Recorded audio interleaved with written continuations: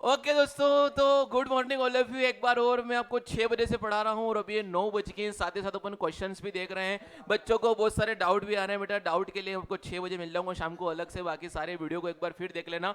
और हमने क्वेश्चन भी साथ में कर दिए हैं। अभी तक हम 21 22 इलस्ट्रेशन कर चुके हैं और अभी आपको नया कॉन्सेप्ट एक और पढ़ा देता हूँ मैं आप लोगों को, है ना सर। लपेट लीजिए जितने भी आप लोग आज कर सकते हैं। तो सर देखेंगे क्या अब इस वीडियो में हमें क्या कवर करना है सर। जो हम कवर करने वाले हैं वो इश्यू ऑफ शेयर में भी काम आएगा, इश्यू ऑफ डिबेंचर में भी काम आएगा। जो मैं आज पढ़ा रहा हूं अभी, जो ये इस पार्ट का वीडियो होगा वो आपको दो सेक्शन में मिल जाएगा। तो इश्यू ऑफ शेयर में भी ये काम लेना है और इश्यू ऑफ डिबेंचर में भी काम लेना है कि सर आपने कोई भी सिक्योरिटी इश्यू करी है अदर देन कैश कंसीडरेशन। कितना प्यारा नाम है कि सर हमें सामने से पैसा नहीं आएगा तब भी हमारे पास से शेयर या डिबेंचर चला जाएगा। मतलब इस सिचुएशन को इंग्लिश में बोलते हैं इशू ऑफ शेयर या debenture other than cash consideration. सामने से कैश नहीं आएगा, इन काइंड मतलब कुछ और आएगा। तो सर देखो सामने वाले की मैंने मान लो कोई असेट एक्वायर कर ली, है ना, मेरे को बिजनेस शुरू करना था, मैंने असेट एक्वायर कर ली, बोला भाई पैसे ही होते हैं तो मैं ये क्या करता, क्यों डिबेंचर इशू करता। एक काम कर, तू मुझे असेट दे दे, उसके बदले में मैं तुझे डिबेंचर इशू कर देता हूँ, तुझे इंटरेस्ट मिलेगा और 5 साल के बाद मैं तुझे रिडीम भी कर दूंगा, 8 पार और 8 प्रीमियम और 8 डिस्काउंट। तो कर नहीं सकता मैं, है ना सर। आगे बस समझ में आप लोगों को। या फिर सर मान लो दो बिजनेस मर्ज हो गए, दो बिजनेस मर्ज हो गए, दो बिजनेस मर्ज हो गए तो सामने वाले का बिजनेस पूरा मर्ज होना, इसका मतलब ये होता है कि उसकी सारी असेट मेरे पास आ जाएंगी, साथ ही साथ सारी लाइबिलिटी भी मेरे पास आ जाएंगी। सर उस केस में भी मैं उसको क्या कर लूंगा, इक्विटी शेयर या डिबेंचर इशू कर लूंगा। सर दूसरा केस होता है कि मान लो आपके जो प्रमोटर थे जिन्होंने कंपनी को प्रमोट किया था, प्रमोटर थे जिन्होंने कंपनी को प्रमोट किया था, मतलब कंपनी को इनकॉर्पोरेट किया था, इनकॉर्पोरेट में जो खर्चा हुआ था वो खर्चा मुझे उनको वापस करना है। तो मैंने उनको शेयर या डिबेंचर पकड़ा दिए और बोला कि चलो ठीक है आप इसको अभी ले लो, अभी पैसे नहीं है हमारे पास, हम पैसे होते तो शेयर डिबेंचर इशू क्यों कर रहे होते, है ना। तो हमने उनको भी वो दे दिया, अभी दी। फिर सर मान लो अंडरराइटर्स होते हैं। अंडरराइटर्स कौन होते हैं, जो ब्रोकर होते हैं हमारे शेयर डिबेंचर मार्केट में बिकवाते हैं। उनका कमीशन के बदले में मैंने उन्हें क्या दे दिया, शेयर या डिबेंचर्स दे दिए। या मान लो कोई एम्प्लॉय हैं, उनको मैंने कुछ बेनिफिट लेने के लिए उनको मैंने क्या दे दिया, शेयर्स या डिबेंचर्स दे दिया। ये सारी सिचुएशन होती है कि हम कुछ और आ जाता है और उसके बदले में हमारा शेयर डिबेंचर चला जाता है, जिसको अपन बोलते हैं कैश को छोड़ के कुछ और काइंड में आना, जिसको इंग्लिश में बोलते हैं डिबेंचर या share issue other than cash consideration. मैं आपको रिपीट कर रहा हूं, ये वीडियो दोनों चैप्टर के लिए कॉमन है। ये पार्ट कौन सा, ये अदर देन कैश कंसिडरेशन कौन से दो चैप्टर के लिए है, एक तो issue of share, issue of debenture और सम पार्ट पार्टनरशिप के गुडविल से रिलेटेड भी यहां पर होता है। बोलो क्लियर है। तो सबसे पहले हम बात करते हैं सर इसके अंदर कॉन्सेप्ट को, अभी तो पूरा बोल दिया, इश्यू ऑफ शेयर या debenture other than cash consideration. बोलो क्लियर है। शेयर या डिबेंचर, बेटा शेयर अगर होगा तो वो तो 8 पार होगा और 8 प्रीमियम होगा, 8 पार और 8 प्रीमियम, इशू की बात कर रहे तो। और अगर सर डिबेंचर होगा तो 8 पार भी हो सकता है, 8 प्रीमियम और 8 डिस्काउंट भी होगा। इस कॉन्सेप्ट को समझने से पहले सर सबसे पहले हमको समझना पड़ेगा what is the difference between face value and agreed value, है ना सर। फेस वैल्यू और एग्रीड वैल्यू में क्या डिफरेंस होता है। फेस वैल्यू वो होता है जितने का हमने शेयर या डिबेंचर, उसकी फेस वैल्यू मतलब उसका नॉमिनल वैल्यू है, वो जितने की वैल्यू रखता है ना। तो जैसे सर की शेयर की बात करें तो 100 रुपए फेस वैल्यू है, उसको मैंने इशू करा 100 रुपए में, तो इस केस में फेस वैल्यू भी 100 है और एग्रीड वैल्यू भी 100 है। फिर सर 100 रुपए की फेस वैल्यू मैंने इसको इशू 110 में करा, तो सर ये फेस वैल्यू है और 110 क्या है तुम्हारी, एग्रीड वैल्यू है।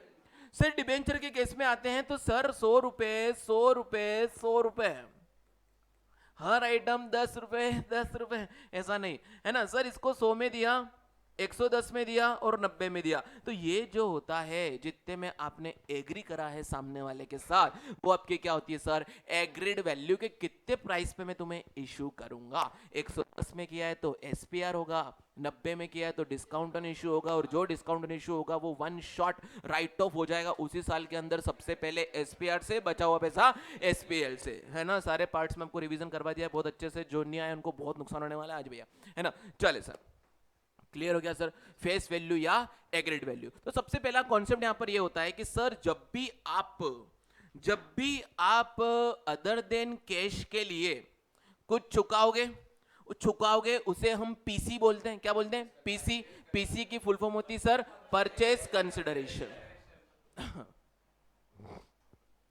कि हमने जो कुछ भी परचेज किया है उसका कंसिडरेशन क्या होगा, है ना। जो कुछ भी हमने आया है असेट या लाइबिलिटी, उसके बदले में दे कितना रहा हूं वो मेरे लिए क्या होगा, परचेस करने के लिए मैंने क्या तुम्हें पे किया है, परचेस कंसिडरेशन। तो इस कॉन्सेप्ट में जो कुछ भी परचेस कंसिडरेशन आप सामने वाले को दे रहे हो और उस परचेस कंसिडरेशन से आपको नंबर ऑफ शेयर या नंबर ऑफ डिबेंचर निकालने हैं, तो सर आपको डिवाइड करना पड़ेगा किससे, एग्रीड वैल्यू से। अभी क्वेश्चन में आपको सब बताऊंगा सर, है ना। तो सर क्या निकालने के लिए, नंबर ऑफ शेयर या debenture to be issued in the case of other than cash consideration में अगर आपको निकालना है नंबर ऑफ शेयर डिबेंचर कितने दोगे, तो आप पीसी के डिवाइड में क्या करोगे, एग्रीड वैल्यू। एग्रीड वैल्यू मतलब क्या, नॉमिनल होता है, फेस होता है कि हमने जिस प्राइस पे आपस में बैठ के एग्री करा है, जिस प्राइस पे इशू करा है वो होता है। बोलो क्या होता है, जिस प्राइस पे इशू करा है। जैसे कि सर 100 का शेयर या तो 100 में या 110 में, डिबेंचर की बात करो तो 100 का डिबेंचर या तो 100 में, 110 में या 90 के अंदर। बोलो क्लियर है कि नहीं, आ गई बस सर बात समझ में। ये तो कॉन्सेप्ट हो गया sir, other than cash consideration में नंबर ऑफ शेयर या नंबर ऑफ डिबेंचर निकालना है तो हमें परचेज कंसिडरेशन को डिवाइड करना पड़ेगा किससे, एग्रीड वैल्यू से। बोलो क्लियर है सर। सर क्यों निकालना पड़ेगा नंबर ऑफ शेयर, बेटा उसी पे ना तो तू है ना इंटू 100 करेगा और इंटू 10 करेगा जो एसपीआर का या डिस्काउंट का है। बोलो क्लियर है। तो number of share number of debenture तो निकालने ही पड़ेंगे। अभी अपन एंट्री भी समझ रहे हैं, डन।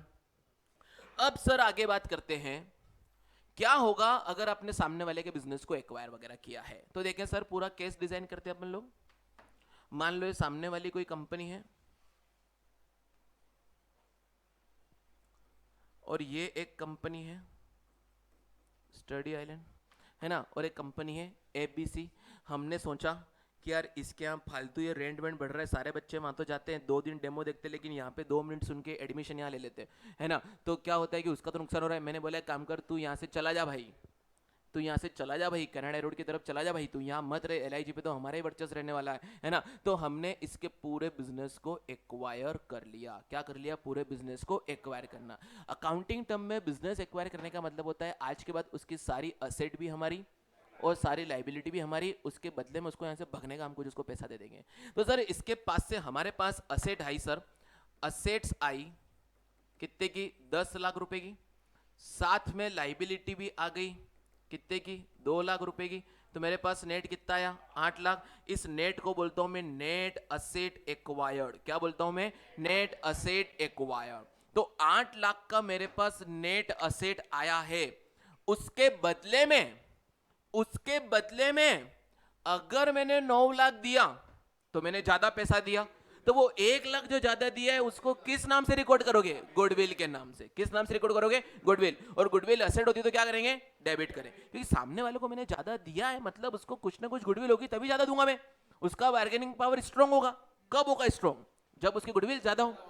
आज अपनी कोचिंग की फीस महंगी है कि सस्ती, महंगी है ना। तो महंगी क्यों है, क्योंकि मार्केट में क्या है, हमारी गुडविल है। बोले समझ पा रहे हो। तो वहां पे बार्गेनिंग पावर स्ट्रांग हो जाएगा। तो उसी बात के आप लोग प्रीमियम पैसा पे करते हो। तो यहां पर हमने 8 लाख की असेट के बदले में अगर 9 लाख दिया है तो दोस्तों 1 लाख रुपए का आप क्या रिकॉर्ड करोगे एंट्री के अंदर, गुडविल। बोलो क्लियर है।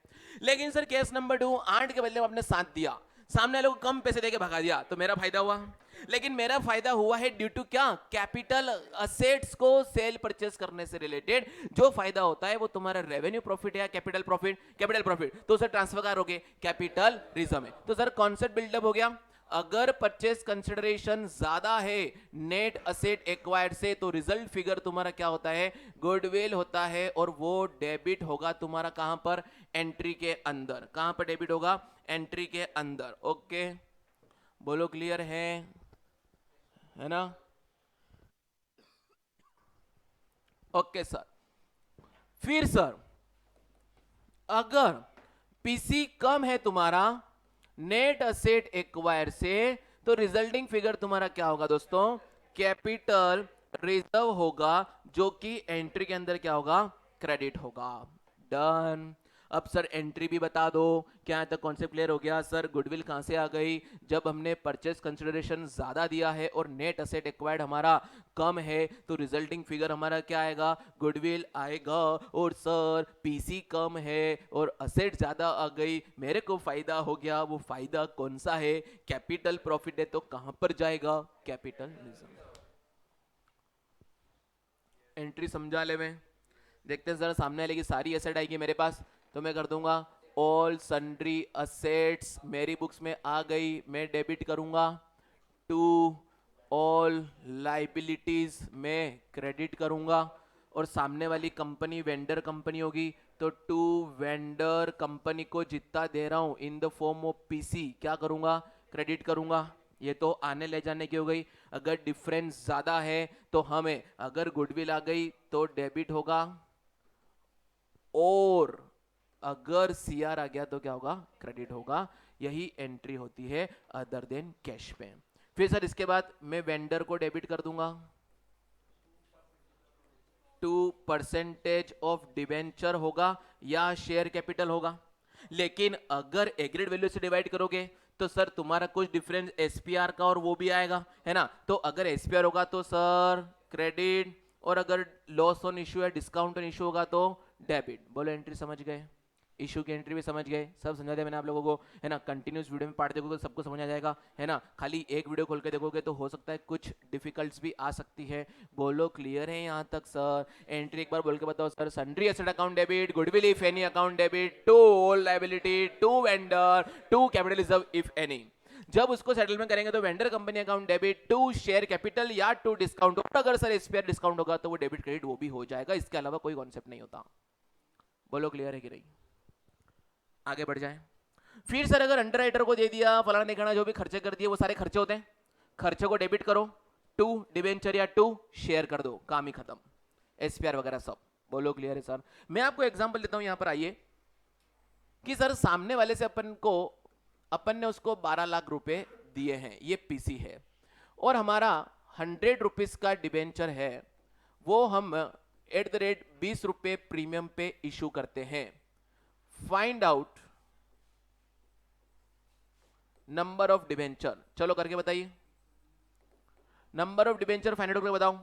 12 लाख डिवाइड बाय 100 करूं 120 करूं, 120 तो कितना आएगा, 1 lakh. 1 lakh number of debenture आएंगे तो देखो एंट्री क्या पास होगी, सामने वाले को मुझे देने कितने, 12 लाख, तो मैं वेंडर अकाउंट डेबिट कर दूंगा 12 लाख, टू डिबेंचर करूंगा खाली 10 लाख, क्योंकि 1 लाख इंटू 100 है, और वो 2 लाख बच्चे वो कहां जाएगा, टू एसपीआर। बोलो क्लियर है? इसी कारण से हम डिवाइड किसको करते हैं, पीसी को एग्रीड वैल्यू से करते हैं। एग्रीड वैल्यू वो होती है जिसमें सर प्रीमियम और डिस्काउंट का एडजस्टमेंट हो गया हो।